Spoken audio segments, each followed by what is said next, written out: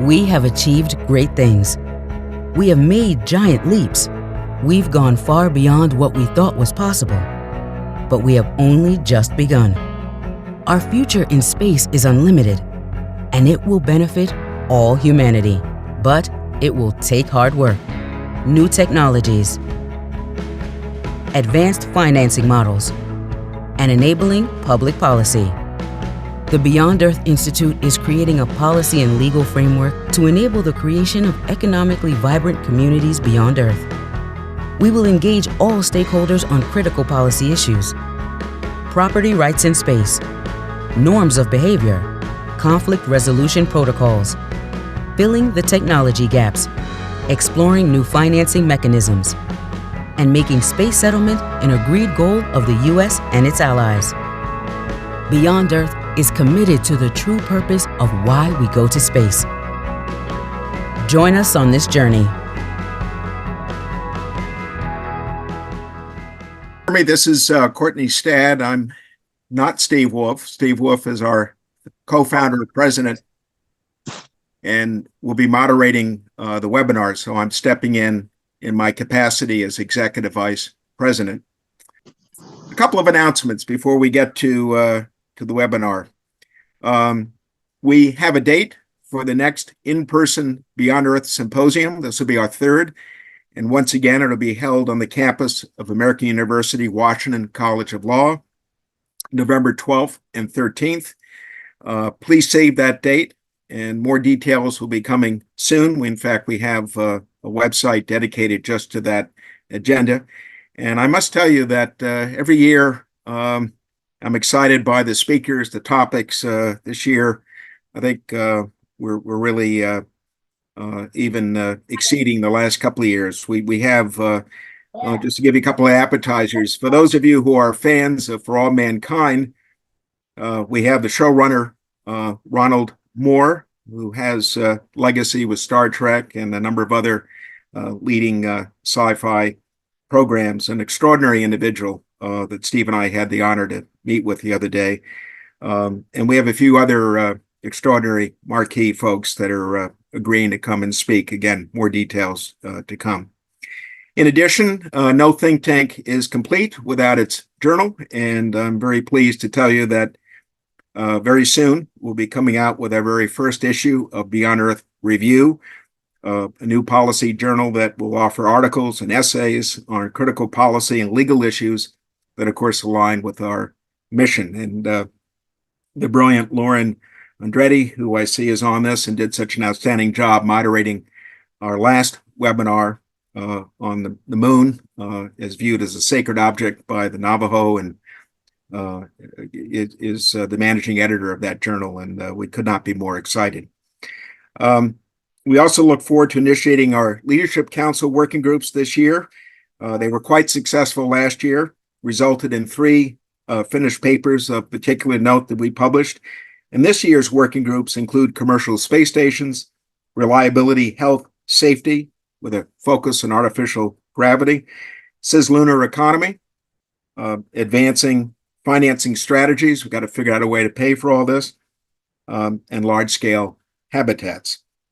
And if any of these activities of interest to you, please contact Steve at beyondearth.org. And I must say that we are amassing quite a talent of young interns who have already stepped up. And again, Lauren bears a lot of credit for helping to recruit some extraordinary talent that's helping support each of these working groups, where we can always use more. So one of the things I love about Beyond Earth is that we're all about encouraging that next generation to step up and continue to carry the torch for our vision. And speaking of that, I couldn't think of a more germane and timely topic than the one you're about to be participate in, which is what it will take to build communities in space. And I, for one, got into this business about a half century ago by none other than the late Jerry O'Neill and his extraordinary and very compelling vision for large-scale human space settlements. All of you have your own journey, your own story as to how you got into this domain. But I can't imagine a better collection of people on this panel, two of whom I know very well. Grant Anderson is an extraordinary engineer. He founded and leads Paragon. And it seems every time, Grant, I turn around, I meet another engineer that you have mentored, including in the area of ECLSS, the environmental closed life support system, which is, of course, fundamental to any large-scale concept that involves humans. George Pullen is, in my judgment, one of the outstanding economists, and because he's very pragmatic, very grounded, has brings tremendous chops, experience, credentials, and looking at the bios of Melodie and Danielle, I can't imagine a better conference today, better webinar. I do encourage all of you. I know a number of you. I know you're not shy, so please submit your questions, comments into the chat. I've encouraged the participants to perhaps even have some comments if they wish to respond in the chat. But Steve and I will curate and try to get to as many of your questions and comments as possible. And allow me to turn the microphone over to a friend of 40 years, soulmate, Steve Wolfe, who's been really promoting and advocating the vision for permanent human settlements in space from way back when we first met, when he was on Capitol Hill working for the late and frankly legendary, wonderful George Brown, chair of the House Science Committee. So can't imagine a better person to take over this moderating of this fantastic panel. And with that, turn it over to you, Steve. Thank you, Courtney. And reciprocal comments.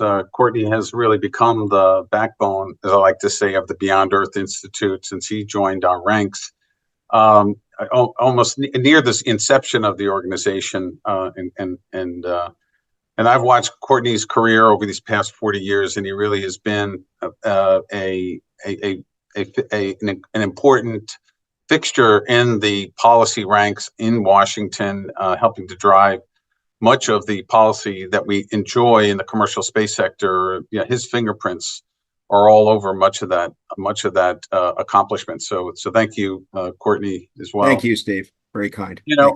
And to get into this conversation today, we've got a tremendous panel.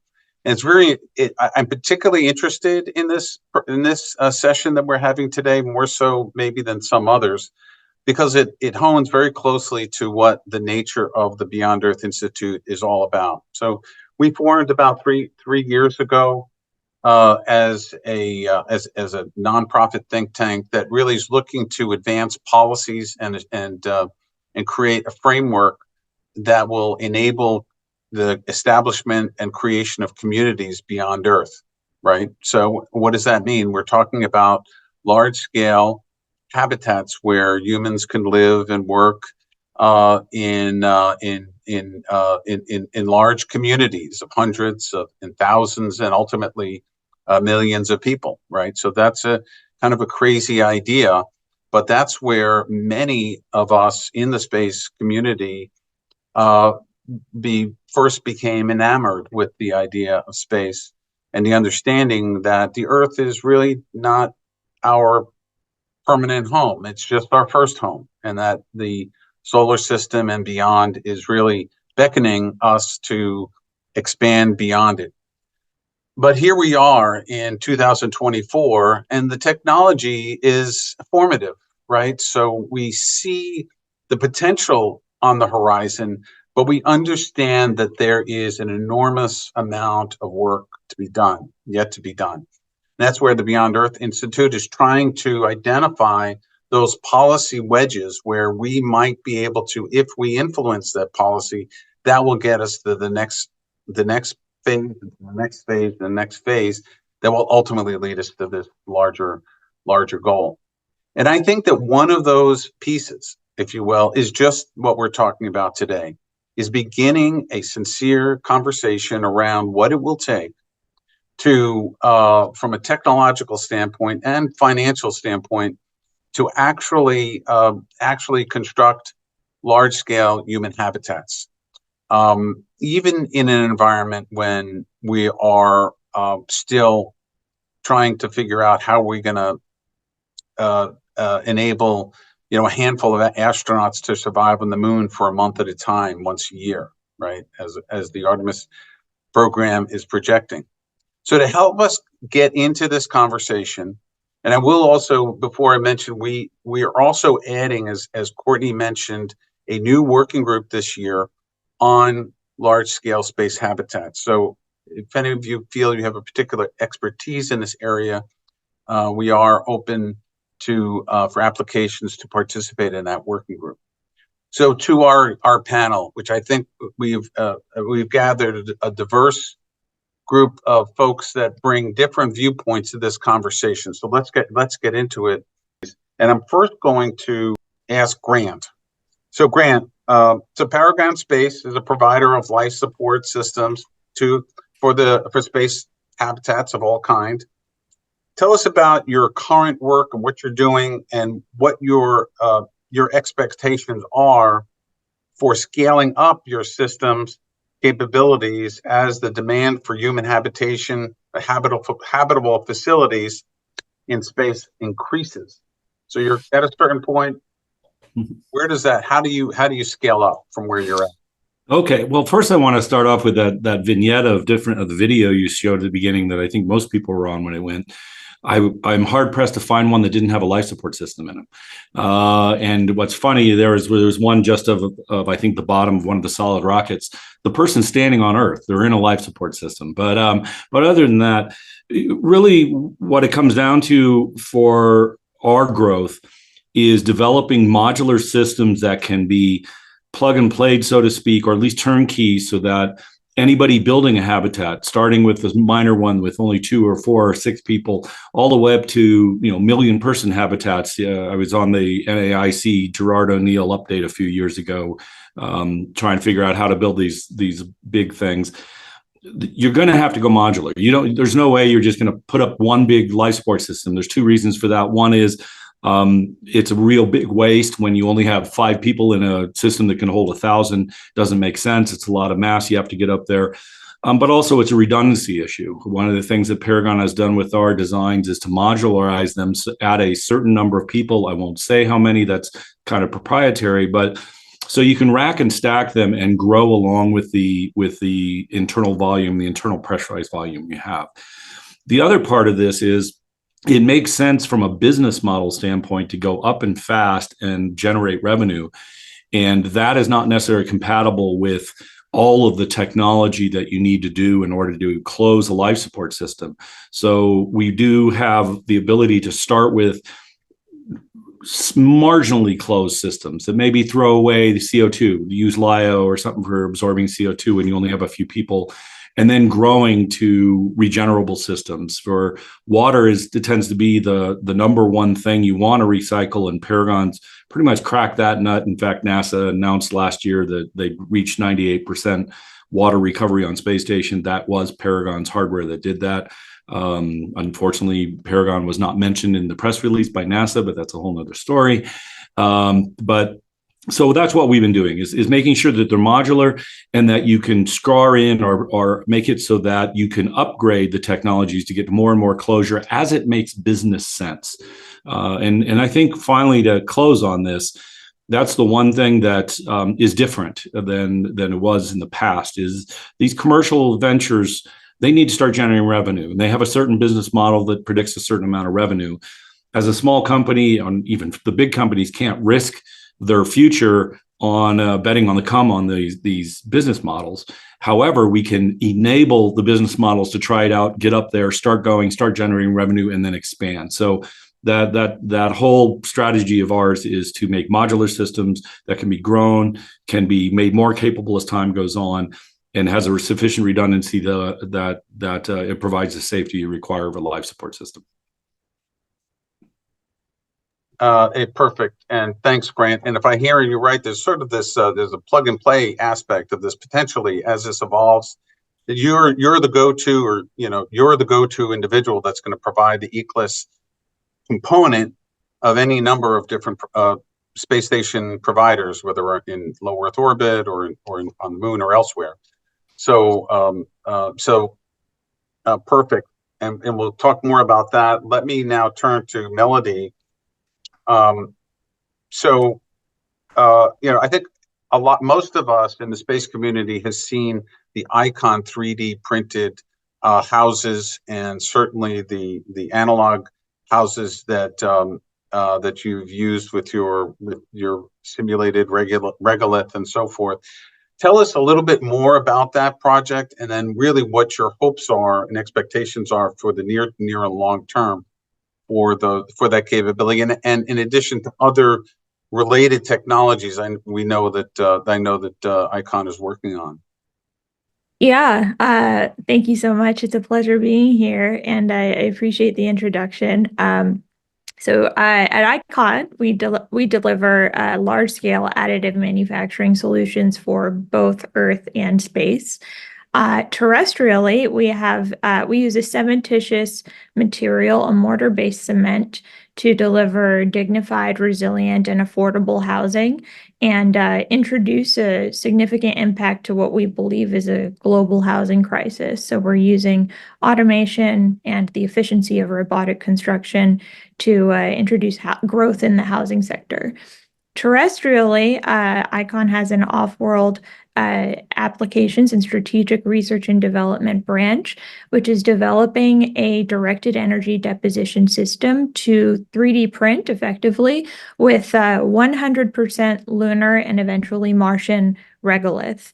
And this is an analogous process to a terrestrial powder bed fusion technology, where we have developed a robotic manipulator, which effectively, with using a laser, quite similar to laser sintering, applies a highly specific heat schedule to local regolith on the surface of the moon, essentially additively manufactures through sequential layers and creates various kinds of what we refer to as surface infrastructure elements. So we're currently supporting the Moon to Mars Planetary Autonomous Construction Technologies project based out of Marshall Space Flight Center. We've been awarded a Phase 3 SBIR with them, and are also supporting DARPA's Luna 10 program. And together have been reimagining what's possible with this hardware to create lunar infrastructure, starting from landing pads, roadways, various types of horizontal elements that will be essential for a small lunar base and eventually a thriving lunar community, and moving upwards into vertical construction elements such as berms, unpressurized garages, as well as eventually pressurized habitats. So the work is both a technology development effort as well as an architectural one, imagining what this technology will enable as far as infrastructure is concerned. And we've been really, really fortunate and really successful thus far in imagining how the two can sort of mutually reinforce one another, but also inform what might be possible for a future lunar base. That's great. That's a great way to start us off. And if folks heard in there that part of Icon's business model is to build housing for people here on Earth. And so we always want to keep that in the front of our minds when we're talking about, as we reach out into space, everything we learn about how to live and thrive in outer spaces is that technology somehow or another comes back down to Earth. So Icon really exemplifies that duality. So thank you, Melodie. So next is Daniel. So Daniel, when you were at Skidmore, Owings, you're okay with talking about this? When you were at Skidmore, Owings and Merrill, you helped them you led the Moon Village project for the ESA. And I think a lot of people have seen your imagery. If you look very hard, I know Beyond Earth has used it on her website because so it's really it's very extensive. And can you explain? Can you tell us a little about that particular project and about your current thinking on how we should approach large-scale lunar habitat construction? In the coming years, it could be on Mars, wherever. So Tell us a little bit about your thinking about that particular project. Yeah, so this actually stems from an initiative that I had very early on, because as you know, my background is in architecture. So I practiced architecture for more than a decade, working on all kinds of projects. And along the way, I was really fascinated by the notion that architects could have some kind of impact in long-term thinking about human habitation beyond Earth and how we can actually use and leverage a lot of the skills and knowledge that we have in the building industry. And so when I first engaged ESA at that time, I was thinking, what if we could build a collaboration? This was a very important part of that collaboration because space ultimately is an international endeavor. It's going to take a lot of people, a lot of experts, a lot of nations working together. And that was the whole premise behind this project. And so we worked together collaboratively to start to establish what would be kind of like the necessary requirements to get us to think about long-term lunar habitation. And so everything really starts with what you call like a ConOps, right? So it's a goal. The goal is, what is it that you want to do on the moon? And as we were doing research, we realized there's so many opportunities to invent new technologies, to do different kinds of industrial and scientific activities. And so that ConOps really helped us establish, which was kind of the goal, habitation, large-scale habitation. But it's not just about habitation, it's also about what are the different phases that will get you to a point where you can actually establish a long-term base on the moon. And so that means you have to anticipate, how do you deliver large assets? How can you get hundreds of tons of mass to the lunar surface? What is the infrastructure that you need, including power, mobility, construction infrastructure? There's a lot of different architectures that need to be developed for you to be able to sustain any kind of ecosystem. But once you have all that in place, then you can think about bringing habitation. It's much like a construction project, where you have, let's just say you're building a city and the city is very remote. You have to bring all of that equipment ahead of time. You have to bring all of the cranes and the trucks and the materials. And there's so many pieces and parts that come together. And so with ESA, we try to establish those requirements. We try to understand what were the key technologies that would allow us to deliver a large-scale habitat. And at the same time, we also did a lot of research in what has been done with habitation design before, what kinds of materials were used, what are the limitations in terms of human systems and human integration. And then we started to come up with notions of hybrid structures. Can we use, for example, inflatable technologies that would allow you to create larger volumes for a wider range of activities? And then how can you work with other kinds of well-established structures like rigid, alloys that would basically be like an exoskeleton? And that's the concept that we came up with.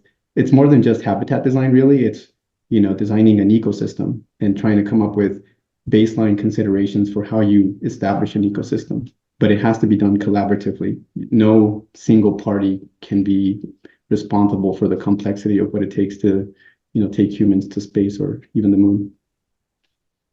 Well, I like the way you ended that. It requires collaborative activity, but how and are you talking about international collaboration? Are you talking about public-private collaboration? You're talking about a wide stakeholder base that's coming together. Actually, I'm curious I'm curious if you will elaborate a little bit more on that. Yeah, no, absolutely. Yeah, that's an open-ended question because it is global cooperation. So that's one of the great things about space is that it can bring nations together in ways that other kinds of endeavors can't.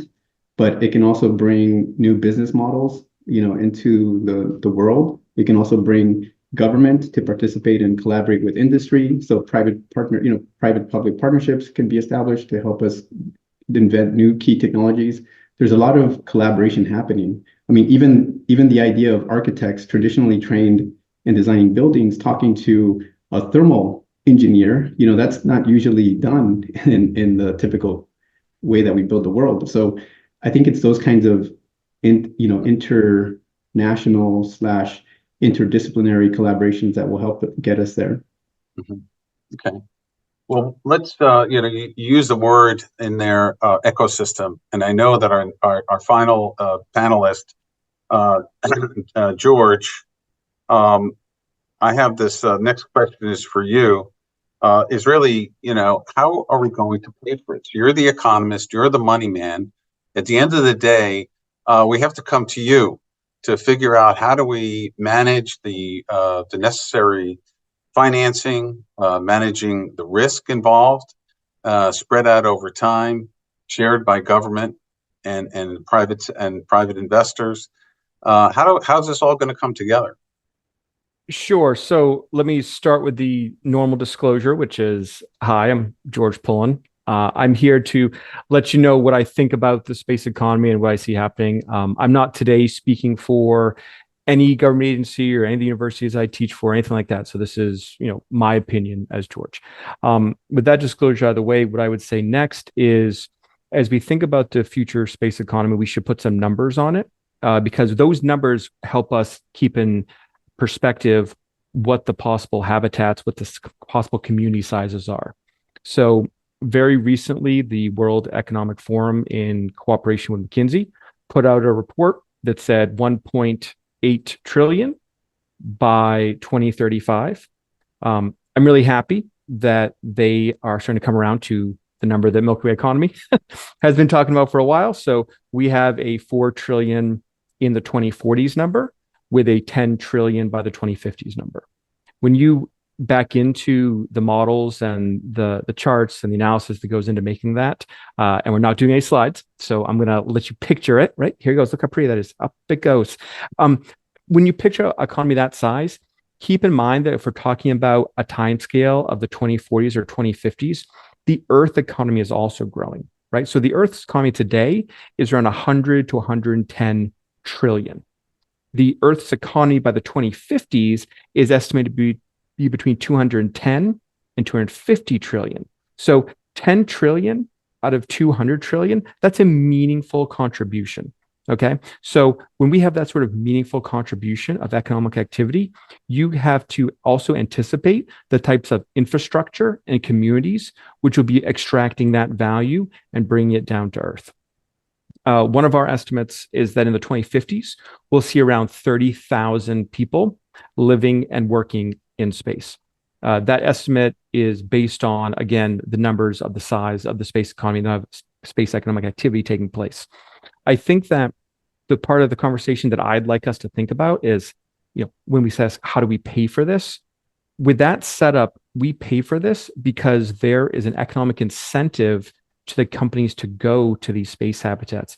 There is an economic incentive for people to build structures and be landlords and then lease back that space and rent back that space. Maybe it's bench space. Maybe it's for manufacturing. Maybe it's for science and testing. Maybe it's for people who want to go up there for space private exploration. See how I didn't say space tourist? Space private exploration. Maybe it's people who are there for mining. But no matter what part of that you're participating in, you're going to need infrastructure. You're going to need a community. You're going to need a habitat in which you dwell. I think that another part of this is really important is, particularly if I put on my banker hat or my VC hat, we have a lot of conversations all the time. And we spend a lot of time talking about so-and-so company just raised their next round, right? So-and-so's company now has their Series B. So-and-so now had their Series C. Look at their new evaluation. Look how much money they raised. We're always talking about one type of financial instrument.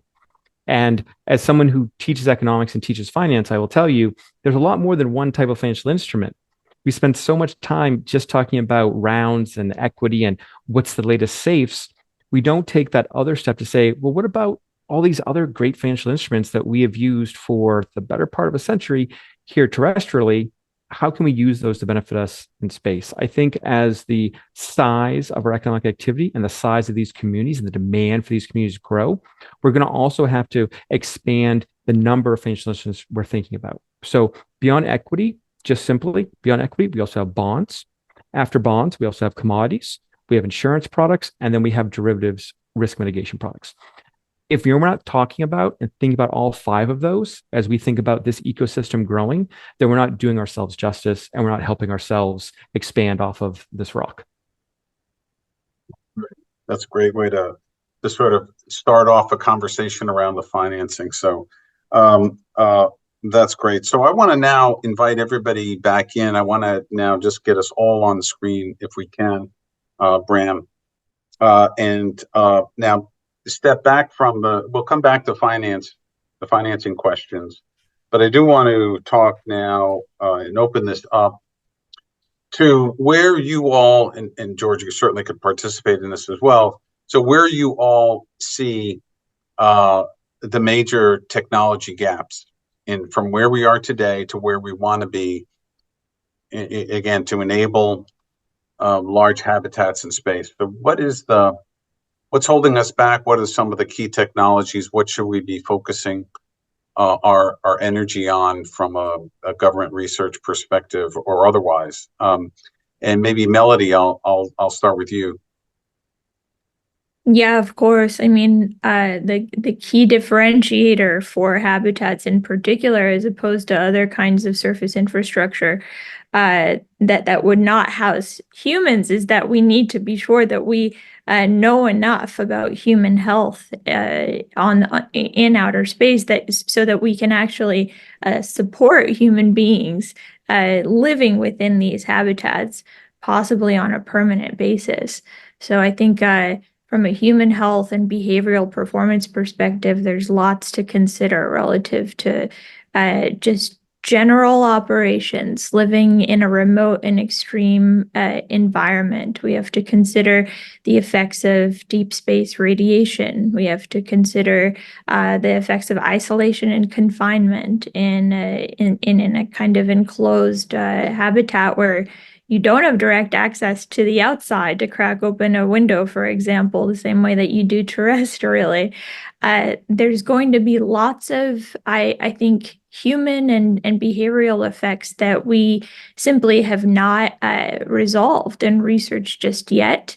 And I can say that the analog project that we collaborated on with NASA, just over a year ago, we completed a construction of a 3D printed analog project that will be simulating a future Mars mission, roughly for 1 year. It's actually going to be a little bit longer than a year. But the point of this analog project is basically to establish and sort of reveal what we know and what we don't know about those gaps relative to human factors and behavioral performance. So they'll be studying the astronauts' nutrition, their general physiology, psychology. They'll be effectively simulating the full course of a mission to establish, whether we have sufficient information about what a sustainable food resource might be in outer space, whether we can grow our own food, or whether we would need other supplementary food that we would be bringing over with us, although nobody wants to be eating dehydrated food for years at a time. So there's lots that we don't know about how human beings will thrive rather than just survive in an extraterrestrial environment. And Grant, I expect you along those lines. I'm sure you have a lot to say in terms of, what are you challenged with in your efforts to build, these life support systems? Power. To be really, no, that's a sort of a flippant statement, but yeah, thanks, Melodie. I'm going to hire you for my marketing team right after this. I think from a standpoint of to really elaborate a little bit, is really a human is a complex system that's within a complex system called a spacecraft life support, whether it's on surface or in microgravity. And I think one of the things that we don't do is monitor the response of the human system enough. That has been historically because astronauts didn't like to be monitored. If you are ordered to be monitored, they would do it. There's the famous Apollo 13, ripping the things off of the things. I'm tired of having the ground control know every single bowel movement I have. But in reality, we need to monitor because we know the basics. We know if we give a certain amount of oxygen at a certain partial pressure, we scrub out certain trace contaminants and obviously the CO2, that people are going to be able to live. The question is how well. The psychological aspects very often, because of we get engineers talking about this, were ignored. And in fact, if you looked at NASA's top 50 reasons they couldn't get to, our needs or problems they thought they would have going to Mars back in 1995, psychology did not even make the list. Then the Mir missions, the NASA Mir missions happened, and it went to number 5, and it stayed up in the top 10 ever since. But back to what I facetiously said, power. I have for many, many years, and I have yet to anybody who proved me wrong, that we will not settle a surface of the moon, Mars, or anything until we have a reliable power source that is constant, which to me means at this point with present technology, a medium-sized nuclear reactor. All the things you see about solar arrays and batteries and everything else, that have fundamental problems, including 2 or 3 month long dust storms on Mars, that they don't work. And you really can't survive without the power. We need power to move air around in microgravity. It's deadly not to have air moving around you. But even on the surface, whether you're growing things agriculturally, which has its own problems, or in a more chemical vat type of way, you need the power. And if you have an interruption in power, you destroy the system. You therefore now put a big gap in your ability to produce stuff, and then you've put yourself in danger. So a reliable power source, if I were to say, hey, one thing you need to put your money into is a reliable launchable power source you can plunk down on the surface of somewhere and activate. And Daniel, I think this speaks to what you were talking about infrastructure, right? So, and maybe I certainly want to know your answer to this question, but I think it does speak to this having an ecosystem or a large infrastructure that's going to support the any kind of habitat. I don't know your thoughts on this question, or to what Grant or Melodie had to say. Yeah, I think if as soon as you start to consider power as part of the equation, you realize these components or this infrastructure starts to get really massive. And so like a power system that can support, let's just say 2 to 4 people, immediately like a 20 kilowatt system gets really heavy. So that's almost like another complication you have to solve. How do you get that power system to its destination? And then how do you hook it up to whatever system, whatever habitat you have? There's a lot of ConOps that goes into that. And then you also have to include, robotics, because humans may not be there from day one to do all that work. And so there's all these other factors that you have to think about as you're bringing these different components into the equation. And it's not clear because on Earth, everything seems so simple. Like you have a site and you hook it up to utilities. The utilities are on the street, or you can just put solar on your roof. Here the question is, what's the mission at hand? What is it that you're trying to accomplish? How many people do you want to send, for how long? And then what kinds of activities are going to happen inside the habitat? I think one of the big challenges from my point of view is construction, how you bring components together. Because if you're going to be sending habitats, you're not going to be sending one, you're going to be sending many. And then each one of those has its own, own infrastructure. And so how do you bring these pieces together on the surface, whether it's things that are prefabricated, modular, or things that have to be 3D printed? And so all of these logistics are really a part of the equation that we should be thinking about as architects. In addition to how humans actually perform and actually do the work that they have to do inside the space. And one of the great things about working in, for example, like a microgravity environment or reduced gravity environment is that different surfaces start to become accessible. And so you can hyper activate all of the surfaces inside the module. You can use surfaces below you, above you, to your left, to your right, and you can use any single piece of volume for a wider range of activities. And so that kind of co-location and activity analysis is also really critical to designing, because as you think about that, you can actually reduce the required volume to provide a habitable space that is good for psychology, good for health, and that can provide the equipment that you need to exercise. I think the studies have shown that in microgravity, you lose about 1% of bone density every month. So you absolutely need exercise equipment. I know I feel fatigued after sitting down for 5 to 6 hours at the end of the day. So I have to go to the gym, get some exercise, and then maybe continue working or call it a day. Good. I'm glad you can get to the gym, Daniel. Naturally, you raise an interesting point. If it's microgravity, and that's one of the health issues that NASA's trying to deal with, right? Part of it is exercise, but there's other physiological challenges too that they're still trying to address. And it's interesting that you talk about, different individual habitats, right? So if we think about a lunar city, if you will, as being individual habitats, each needing their own power source and their own water source and their own, perhaps we should be thinking more of where are the space? How can we establish space utilities to which actors can plug into, right? So that you may have multiple actors plugging into the same series of infrastructure, whether it's water or electricity or other core necessities for life. And is this should we be thinking more in terms of this providing the utilities, if you will, for habitats, as we, even at this early stage where we're talking about the 1 and 2 man habitats that may land on the moon sometime in the next 10 to 20 years.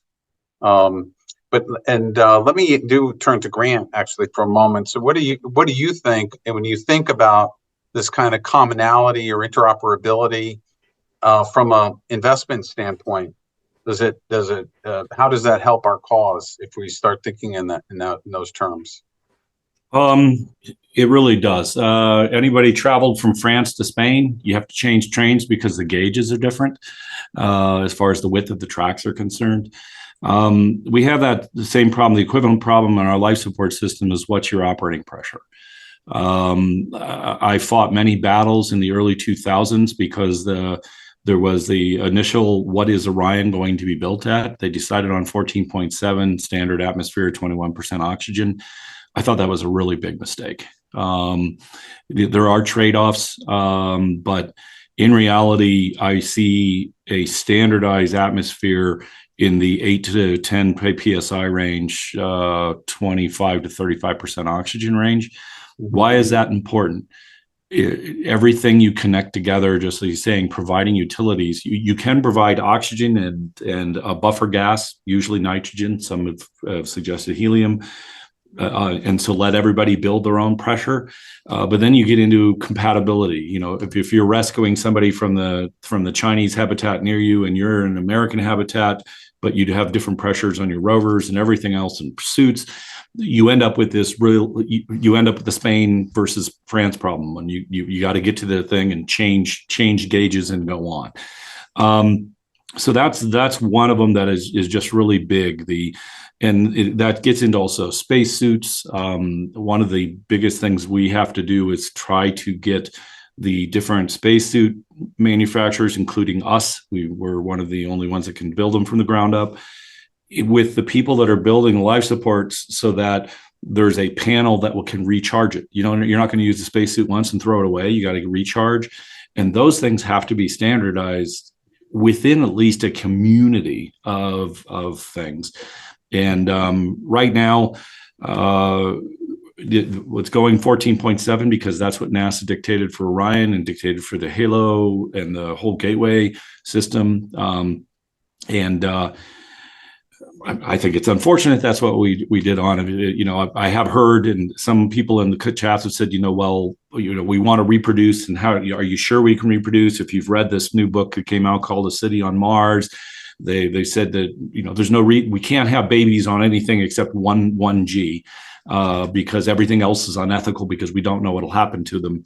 I've heard the same argument about growing up in lower pressures, but my little book here on that has atmospheric pressure says that Sherpas that reproduce at a roughly 9 psi all the time, but we shouldn't do that in space. So there's ethical elements of it and everything else, but that standardization is lacking at this point, is going to be a sticking point at some point in time. And George, from your perspective, how does how important is this notion of interoperability or having a utility for investors for new entrants to plug into on the surface of the moon? Obviously, there's a lot of work that we need to get to, and I think it's interesting. Melodie's involved with Luna 10. The DARPA initiative that's trying to look at this infrastructure elements, but can you comment on that? Sure. So one of the things that I would mention, so first off, one of my portcos is also a part of Luna 10, so Cislunar Industries, and they're contributing to that efforts as well. And I think it's great that we have DARPA focused on that and have them thinking about that. I think when we're talking about infrastructure, particularly when we're talking about the type of infrastructure that here on Earth we're used to as utilities, we should also take the extra second to talk about what are the economics of a utility model and how does that work here and will that work there, right? This is an open question, will it work there? So here, when we have utilities, when we have public utilities, the way it generally works is there's something called a Public Utility Commission, or a PUC. That Public Utility Commission then prescribes, I didn't say dictate, then prescribes the way private enterprises function, how they deliver things like water, how they manage things like sewer, how they deliver things like electricity. And for each of these, they have oversight to make sure they're being done in a way that keeps our community here on Earth. For me, that's the Beltway, right? Keeps us safe, keeps our lights on, keeps our toilets flushing and our sinks filled with water. We have to think about that model as it relates to communities off of Earth. So I think the first stop along the way that we have to think about is what's that going to look like on commercial space stations? Well, on commercial space stations, the model is going to be that they own the whole space station and they're renting out space. Now, you could see models, that's not what most of them are talking about, but you could see models where you're being provided a service for a fee and you're owning your pods that are attaching. I think the second model, though, is less likely as the first, where it's just a lease model. When we start talking about actual habitations off-world, more than perhaps just a space station, but habitations on the moon and the like, we're going to also see something similar come with us from Earth, which is this Public Utility Commission model. That opens up a whole series of other questions, though, because these PUCs here on Earth, they're funded with the T word. And I won't be the first one who says the T word about space, but there's going to be taxes in space. There will be. And so if there's going to be taxes in space, otherwise, how do you have public utility commissions that organize these?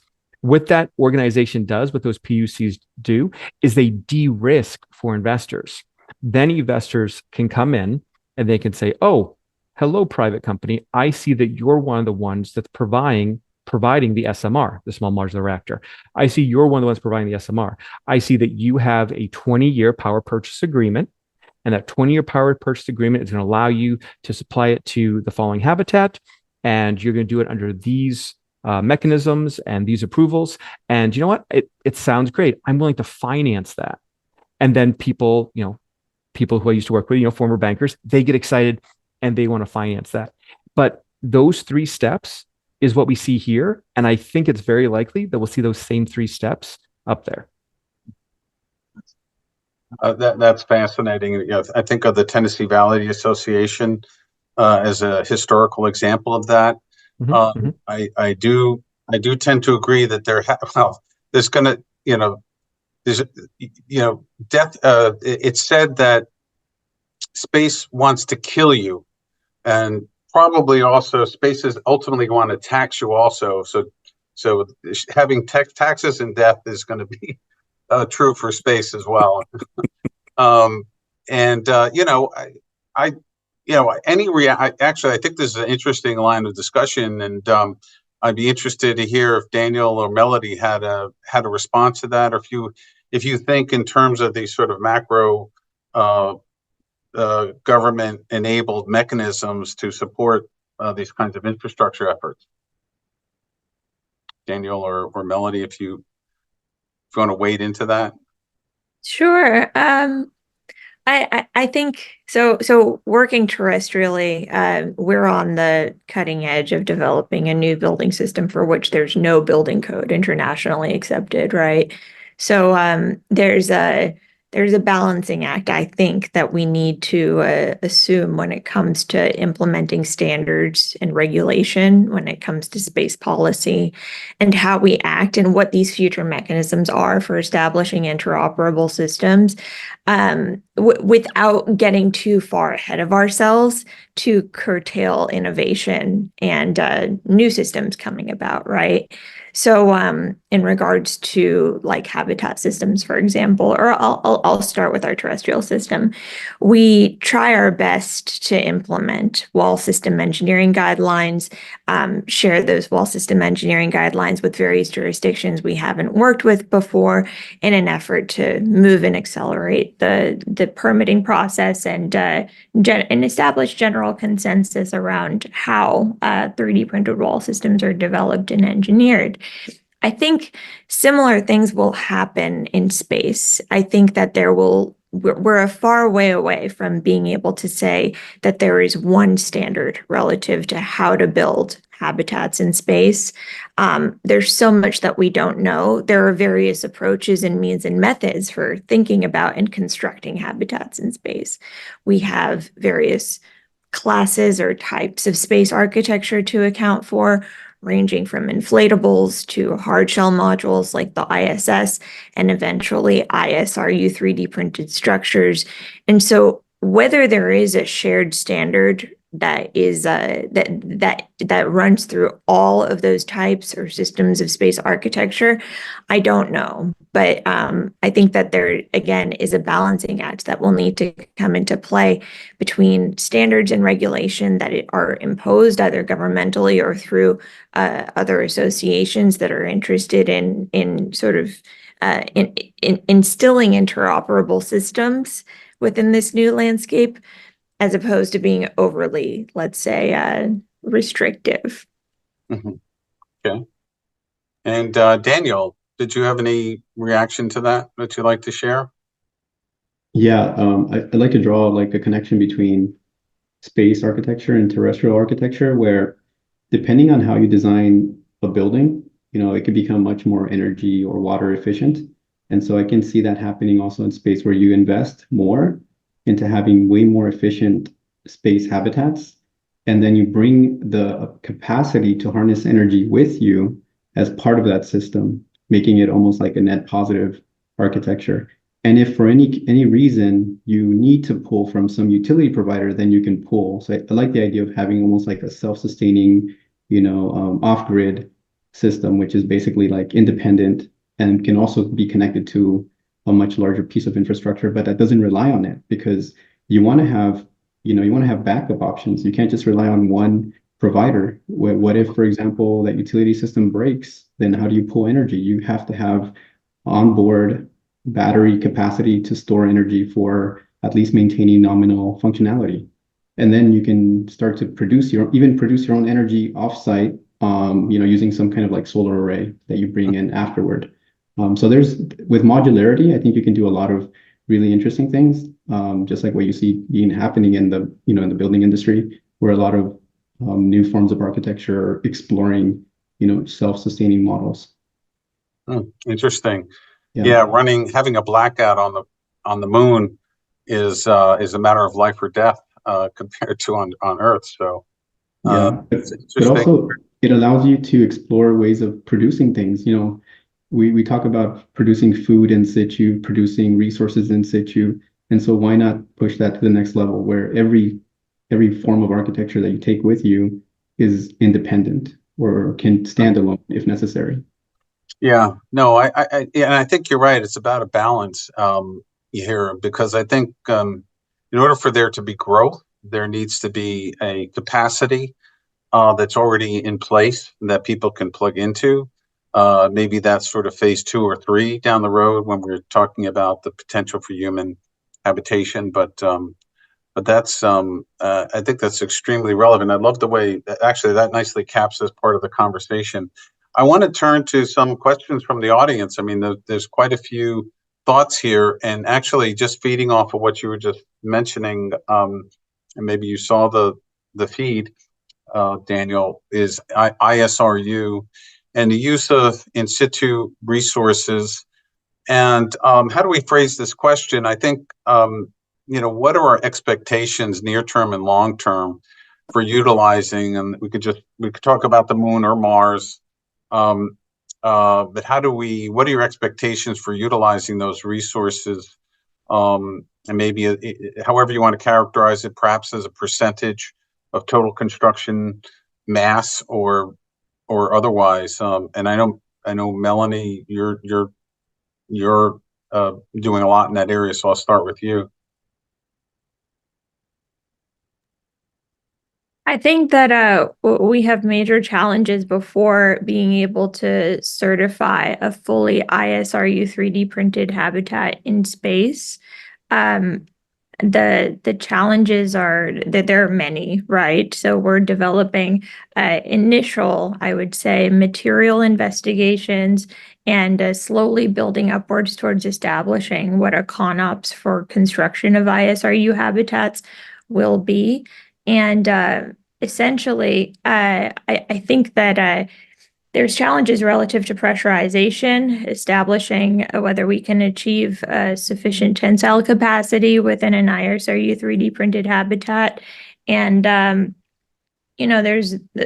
we, for one, focus on regolith constructed habitats, but there are others who are interested in leveraging other ISRU methods to manufacture metals on the surface of the moon. And of course, there's other ISRU methods for manufacturing and extracting other materials on planetary bodies. So, effectively, if we're all going to be working together, if we're going to have multiple actors who are leveraging ISRU methodologies to extract materials from the planetary surface, it would be wonderful to establish a way of working together so that we can use the same feedstock, generate systems that are going to be most efficient for actually constructing the habitats and the systems that are most useful for us. And yeah, I think that there's lots of potential there. I'm not sure if I answered your question exactly, but there's lots to sort of talk about relative to ISRU and what the landscape and ecosystem of ISRU is actually going to be. Well, the state of the technological development that you guys are in is important to know where we're at. And we could have added, there were a couple of interesting companies I know that are really looking at how do we take the regolith and break it down to component parts and utilize that for a variety of different purposes. And perhaps that could be another webinar as we continue this conversation. But Grant, is this part of your equation as you look to life support systems? Utilizing ISRU in any significant way? Obviously, you'd love to get the water from water ice on the moon for your systems. But yeah, any. Definitely. As a matter of fact, I think Paragon was one of the number one ISRU contractors for multiple things. I think at one time we had 5 or 6 going all at once. We actually have trade names for one is called IHOP. It allowed us to do the tagline, well, we put the first IHOP on the moon. But IHOP stands for in situ hydrogen and oxygen production. Another one is called Icicle. These are all patent or patent pending technologies we have. What we did in at the 45,000 foot level is I do not believe there is any money to be made on mining anything in space except water and nitrogen. You need a buffer gas and you need water, and water, of course, can make fuel. The idea of going and mining a large asteroid for platinum and bringing it home, given the amount of platinum even in the Earth's crust, doesn't make sense to us. And I know I said that in a meeting in Luxembourg, and I wasn't a very popular person, but and Rick Tomlinson may disagree with me, but yes, we see that as it's part of that evolving technology. You have these modular systems that can provide stuff. Well, some of the feedstock you have to get closing the loop so you don't need so much is important. There is definitely a diminishing return on that, an asymptotic diminishing return on how much you close the loop. So it really comes down to how can you replenish, and we see ISRU both on the moon and Mars as a key part of that technology. We recognize at this point it's not a big money maker. That, in other words, there's not a lot of return on investment, so it's not our largest, but it is. We're putting a fair amount of our profits back into it, as well as garnering contracts from whoever, some of the commercial people, NASA or whatever, to perfect the technology. And perfect, of course, is an issue, and that gets nothing works on the moon until you actually put it on the moon and work it on the moon. There is no qual test you can do for moon dust, unfortunately. But I think really every single CLIPS landing, everything else should have something to characterize what we can take out of the moon as far as ISRU products. And if you're landing on the moon without having at least one instrument doing that, you're wasting a landing to me. That's great. And I apologize for not knowing all the great work you've been doing in this area. So thank you. And then Daniel, your thoughts on ISRU? I mean, obviously that's your thoughts on that? Yeah, when it comes to, I think for like in situ construction, one of the great advantages that I've discovered is that if you send any kind of equipment or even a habitat, to the moon or even to LEO, you're exposed to extreme temperatures or radiation. And so that degrades materials very rapidly. And so like anything you send to the lunar surface will degrade over time, meaning that the life cycle is reduced. But if you can protect it, if you can shield it from micrometeoroids, from radiation, from thermal heat fluctuations, you can potentially extend the life of any technology, improving, the overall efficiency. So that's actually I would say a big plus for thinking about how ISRU construction could help. And it includes a wide range of pieces of infrastructure, whether it's like landing pads or berms or even like large scale shells that you can put things into, like Melodie alluded to. And aside from that, of course, water for humans, water for fuel. There's all kinds of potentials for extracting metals and other kinds of materials. So there's just like basically like whatever you can do to extract materials and turn it into a product is beneficial, obviously, for any long-term human activity. It's like you're looking for all kinds of ways to essentially take something from the native land and then turn it into a viable product for construction or for human utility. So there's all kinds of potential there. There's so many topics actually now I'm thinking about I want to get to, and some interesting questions online here, but I do think the moving into this sort of question of why we would do that, or why we would even begin to think about expanding humans into space in a large way, where they would live on a habitat with hundreds or even thousands of people. And part of that conversation is around, are there economic drivers that can support that kind of a future? And I know I'm maybe asking you to speculate here a little bit, because this is somewhat of a perennial question for space advocates. But I'm interested in your answers, and of course I'm going to have to go to George first to respond to that. So George, what's going to be the economic driver to support a habitat, a city of 1,000 people on moon or in free space or on the Mars? Sure. So I'll focus my comments on the moon. That's more my area of knowledge than Mars.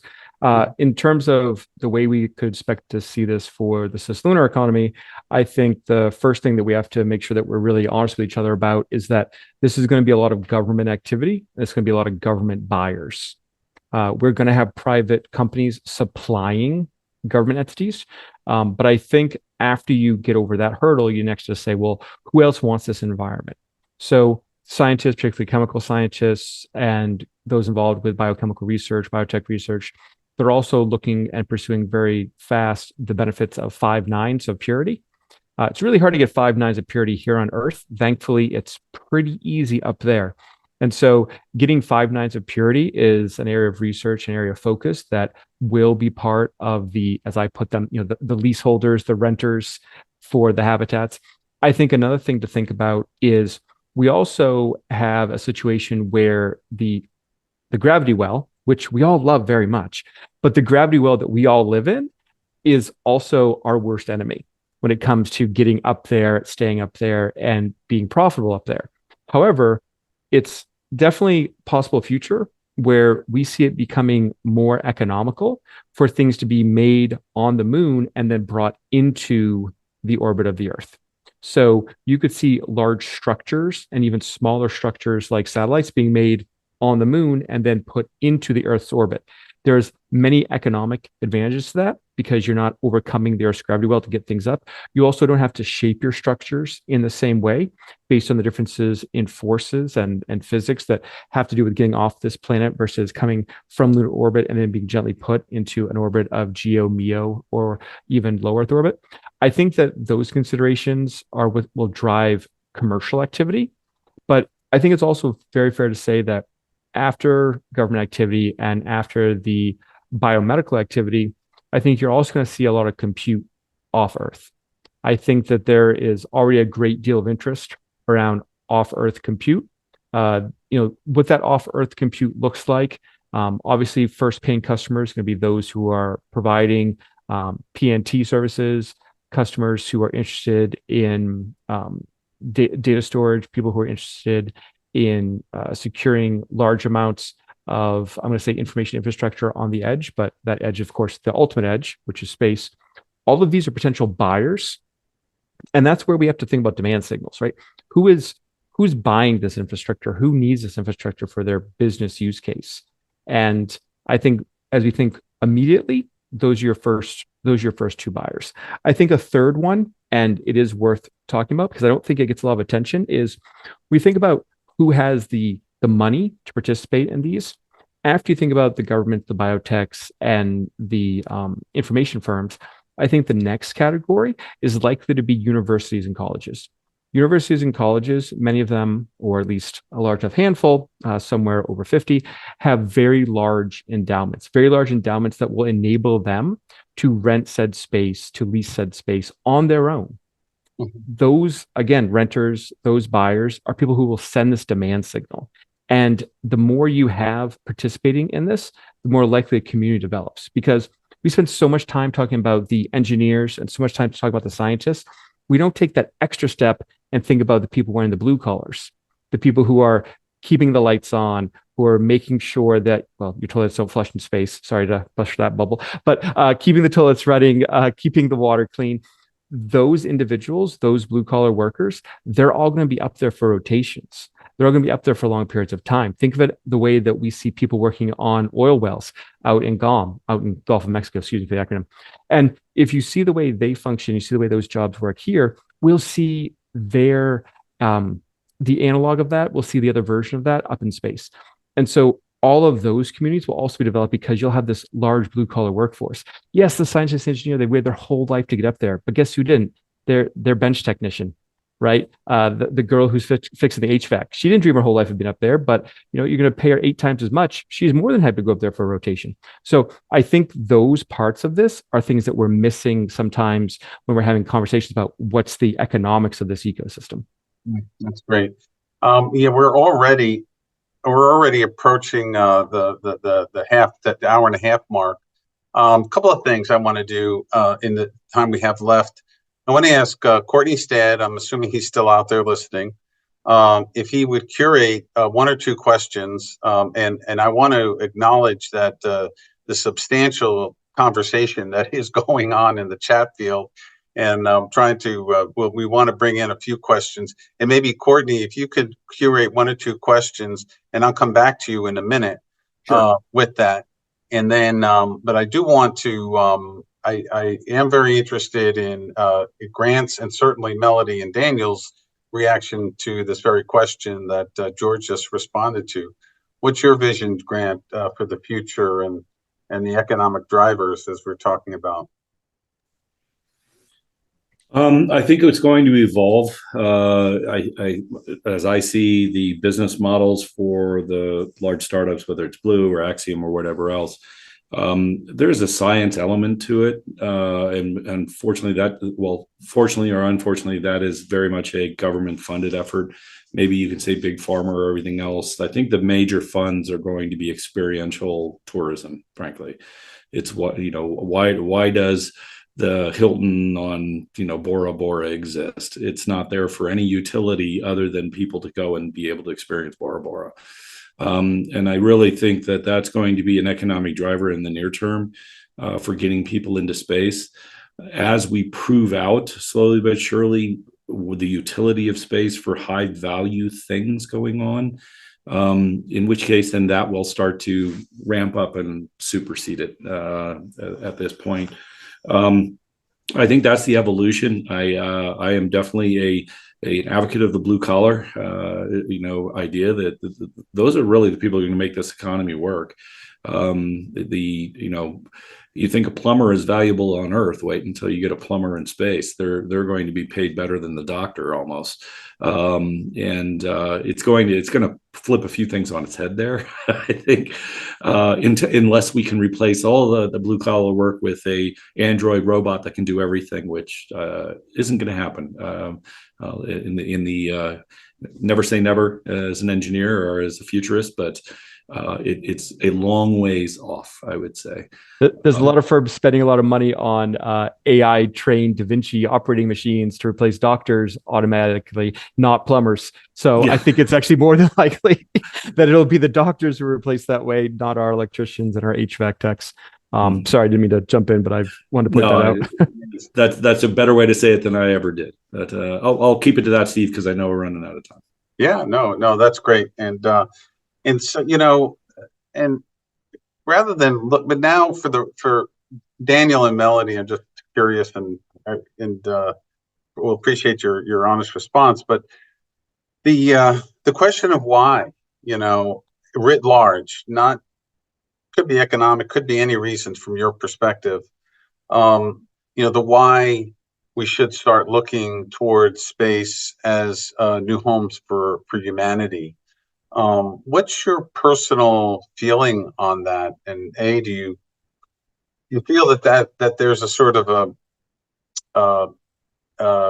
that's the direction that humanity should be going in, or not? Or what's your opinion about that? So, Melodie, curious what your thinking is on that big question. Oh yeah, absolutely. I think that well, part of the reason I'm so fascinated in space habitats and space architecture generally is because I believe that human beings have a presence and should have a presence in space. And as to the question of why, science and exploration for me is the answer that I consistently come back to, both, in an effort to understand the origins of our universe, to understand the geology of the moon, the Mars, to understand the origins of life, presence of life on Mars. Like, these are things which we don't have answers to. And I really believe that exploration is just constituent to what it means to be human. And the kind of exploration that we can do on Mars in particular, just being human, far exceeds what we're able to achieve with the rovers. Although I love the rovers, and I feel, of course, it represents the state of the art relative to our understanding and our perception of what Mars is, and how we sort of perceive it, just generally speaking. But anyways, I think that science and exploration tends to be the answer that I frequently come back to as to why.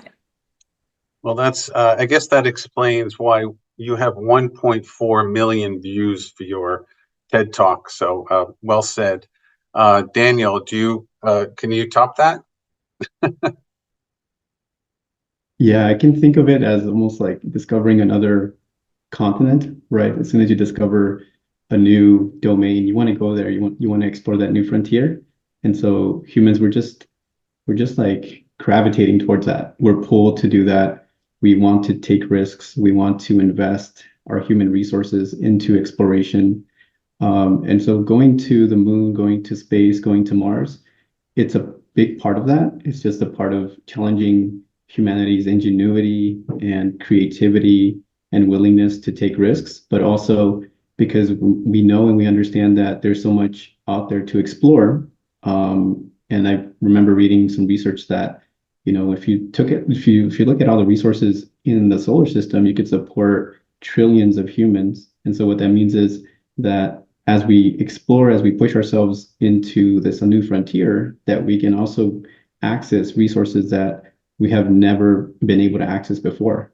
And this is happening now because we're inventing new technologies that can transport humans and technologies into outer space that can do this kind of thing. So this is a very big part of, what we do is as humans is we explore, we invent, and we find ways to make use of what we discover. That's fantastic. Thank you. All right. So now let's, Mr. Stad, Yeah.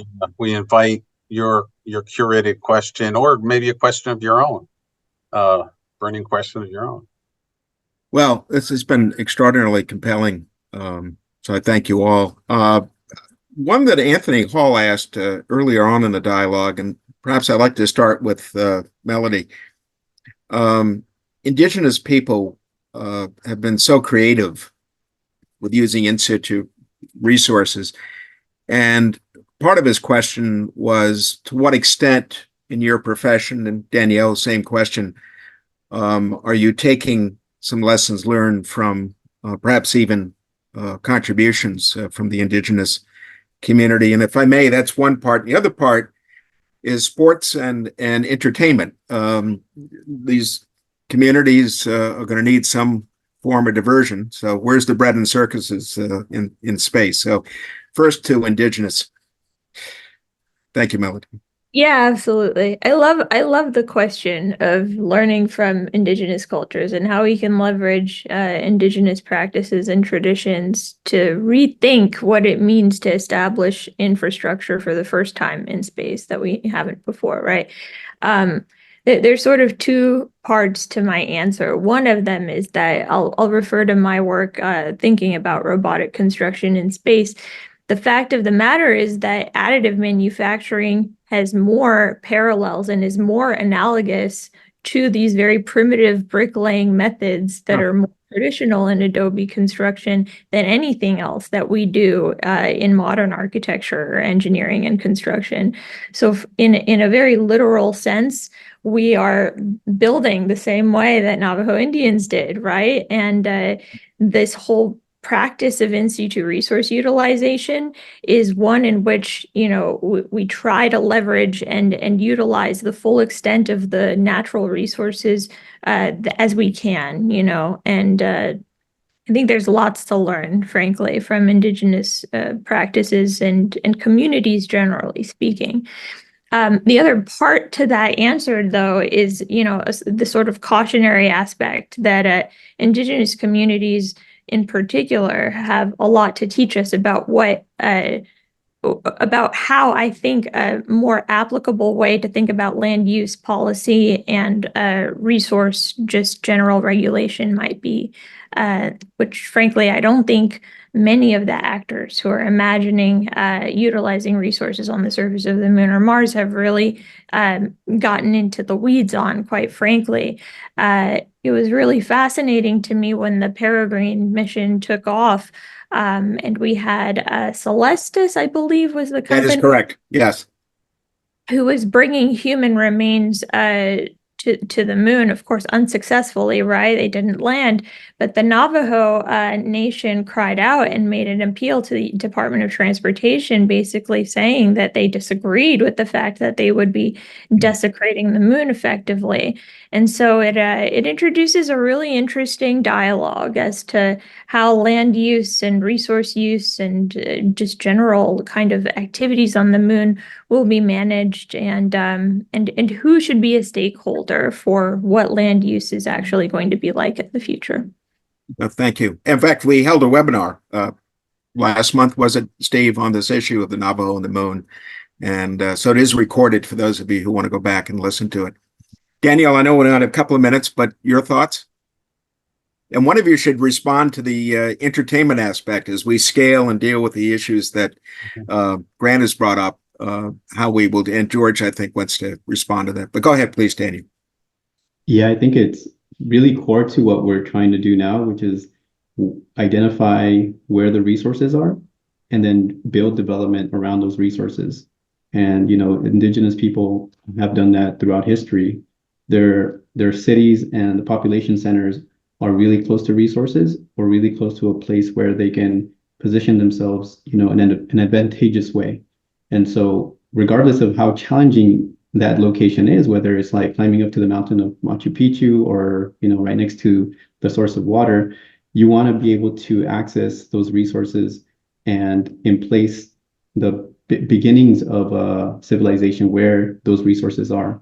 And so like going to the moon, a lot of us are thinking about going to the polar regions. Why? Because there's access to, materials like water, ice, and also other kinds of resources that allow us to harness energy. And I think that's very important. It's just basically applying principles of utility and principles of access to what can sustain human population. And then the other question about entertainment, I had one thought on this, which is I think definitely entertainment and other kinds of markets are going to be contributing to space exploration, whether it's like, filming movies in space or hospitality with hotels and other kinds of hospitality functions. That's a big one, but it's not going to be the only one. There is no silver bullet for, helping us create an economy in space. There's going to be a lot of contributions. Even things like construction or 3D printing in space, I think that's going to be a big one where you can imagine companies trying to repurpose materials that already exist in low Earth orbit, recycling those materials, and then turning that into some feedstock for 3D printing structures around Earth. So there's a lot of different, I would say, markets, and the habitats and facilities that we design and build have to be able to make use of those different markets. So it kind of has to be a very open-ended architecture. It can't just be, such a very specific purpose that you can't retrofit it or repurpose it for another kind of market. All right, thank you. And with the forbearance of our panelists and the audience, if we could just spend another minute, I know we're at the 2:30 mark, but George? If I may, Courtney, just to give folks to know, we are at the hour and a half now mark. We do have, I have one more question I want to ask the panel as they sign off, but we do want to hear from George before we do that. So George. Just a real rapid fire, George, what's your? Rapid fire, when we talk about bread and circus, I think it's important that we talk about the size of that potential market. I'm not going to say the other T word in space out of respect for my buddy Rick, but the number of millionaires on our planet is somewhere north of 60 million. And so if we have the ability to make space accessible on a paying basis for those individuals to have that experience, that is a large market that one could capture. So that's the only extra data point I'd add there. Great. To sign off here, though, great thanks again to all the participants who dialed in. Great conversation. We're going to capture that and utilize that dialogue. I think to send off, I think an interesting question that I have, I'd like to ask you all, and it's a little bit challenging. Is, if you had a magic wand and there was one policy change that you could make, either at the US level or internationally, that could help drive us towards this future of human expansion into space or the creation of large scale cities in space, what would that be? What would the one change that could help us leverage this future in a way that wouldn't otherwise? So with that, maybe I'll turn to, I'll go to Melodie first, put her on the spot. Sure. It's a great question. There was there was some research conducted by the Open Lunar Foundation where they studied 15 or so terrestrial analogs for scarce resources. So we're talking about rivers and areas where there were basically scarce resources terrestrially that did not have any governing bodies.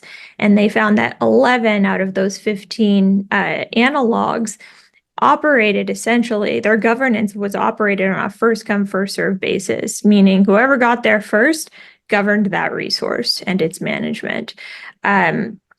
So I think if I had a magic wand, I would want to ensure that that will not necessarily be the case for things like the peaks of eternal light, permanently shadowed regions, areas where we know there's subsurface water ice, and these areas in orbit, for example, that are extremely scarce and extremely valuable, in which I think we might at some point enter a space race for. And ensuring that we have mechanisms to establish shared governance, or at least have other folks feel like their stakeholders are partaking in conversations relative to their governance, would be the one thing that I would hope to implement with a magic wand. That's actually great. Excellent. Daniel, your thoughts? Yeah, I think there's a lot of R&D happening already, and NASA funded R&D, and some of that makes its way into commercial uses. A lot of it doesn't make its way into commercial uses. So I think there could be maybe another path where any R&D associated with space technology is somewhat almost like finds a direct channel directly into a use that's already commercializable. And if you can do that, then you can start to increase R&D funding, but also prove that there's things directly impacting society that are coming from space exploration. I'll give you one example. I think solar energy is a big one. And so we see that photovoltaics, for building applications are somewhere around 15% efficiency. But if you look at some of the latest and greatest technologies being used for space solar voltaics, they're like twice the amount of efficiency. And so how can we take some of those improvements in technologies that have a direct impact on Earth, and then find a way to subsidize that and improve just how fast it permeates the market on Earth. Another one could be water purification. That's a big one. Maybe something that has to do with air purification, carbon capture. There's so many key technologies that are just starting to make their way into building infrastructure, but they're still very expensive. So I think that would help build an economy around space technology, but also help improve how we do things on Earth. And that comes back to everything we do in space helps the planet. So great. Excellent. And maybe we'll do this in age order. So Professor Pullen, you go next. I don't know if that actually would mean I would go third, but so in order to answer that, what I would say, if you gave me the magic wand, first of all, I would want a ton of success for all the companies that obviously I advise or have invested in. So that's the first part of the magic wand. The second part of the magic wand, I'm a banker, right? I'm here for the money. So that's the first thing. I want my magic wand for that. But the second thing, because as the wand swings back, is I want us to be able to have better conversations with our non-space brothers and sisters. I think that as a community, we have to do much better job communicating. NASA has their spin-offs publication, and I love it. But I fear that I'm one of the 10 individuals who actually downloads it and reads it every year. It talks and makes a wonderful case about all these wonderful technologies that spin out of the research and spin off from the research that NASA does. That magic wand, if we're able to use it to educate our brothers and sisters who aren't part of the space community, how important space is to them and their current life and their current quality of life, it flips the conversation from being one about, oh, we're all about, up and out, getting off of Earth with billionaires to something about down and around technology. If we're talking about down and around technology, where the things we're learning up there are making your life better down here, we're solving for recycling, we're improving fire retardants, we're allowing you to save all of your cat pictures on your phone. Maybe that's just me. If we can have these conversations, we have more people buy in, and then we see a future where NASA's budget, where Space Force's budget is doubled, and we actually have private investors more interested in longer term projects in space. Excellent. Excellent. Wow, you guys are giving better answers than I had expected. And now for the Grand Master, Mr. Anderson, if you will. That's a nice way of saying here's the oldest dude on this panel. Okay, I'm going to throw out something there that I think will cause conversation after this. I want to point out that in the settlement of almost anywhere in the world in which it's been a structured, going out, say, expansion west in the United States or whatever, when you get up to more than 5 people, one of them is a sheriff. You need a legal incentive to maintain human civility, so to speak. And I think doing life support systems, realizing how fragile the life support system is, how easy it is, frankly, to kill somebody or another part, bomb the moon base, whatever else is. I think if I could wave a magic wand, it would be anybody who takes a hostile act against any other human in space, when they return to Earth, is immediately put in life imprisonment, or if your morals allow it, the death penalty. I think that's the only way to protect the interests that are going out there, all the businesses, all the different things, all the science, whatever, of making sure that hostile acts don't become commonplace. Because, like I said, it is just too easily to wipe out the other side in space. Now, why did I say when they come back to Earth? Now, once you get to the point where you never have to come back to Earth, then you're in another legal regime and you have local laws that'll do it. But to dissuade the hostile application to space is to make it extreme penalty for instituting hostility against humans. How's that for a throw a bomb into the room and walk away type thing? Nice blanket there. No, actually, you point out a very important thing. We talk about life support systems and radiation mitigation. But one of the biggest threats in space may indeed ultimately be us, against each other. So, and we need to guard against that. So very well put, Grant. Thank you. And I think, we've gone over time. Thank you all for your patience and indulging us. I will invite Courtney back in. I'll turn it over to him for any last minute comments. But again, I think it's been a great conversation. There's so many topics we haven't even touched yet. And so I think we're going to continue this conversation. And again, I look forward to working with all of you as we progress in that direction. So thank you. And then Courtney, the floor is yours. Steve, I thought you were taking us off. I'm glad I kept my blazer on, but I do want to thank all of you for your time. I have known of and followed Grant for a long, long time, and I've learned never to bet against him. So for those of you who take some umbrage at his response to asteroid mining, it's based on his own, believe me, deep dive. I mean, I know there's a lot of arguments back and forth on it, but that's what made this panel so wonderful, is that the diversity of background perspective you brought to this very, very multifaceted topic. So thank you all very much. Again, I want to thank the audience. We've already had one individual who stepped up and wants to help support in some capacity. So we're very grateful for that, and look forward to more details about the next webinar. And thank you all. All I can say to all of you, you've been superb, and you may well be punished in the future for being asked to come back and participate further. You're all rock stars. Thank you so much. Thanks, guys. Have a good day. Yeah. Beyond Earth is committed to the true purpose of why we go to space. Join us on this journey.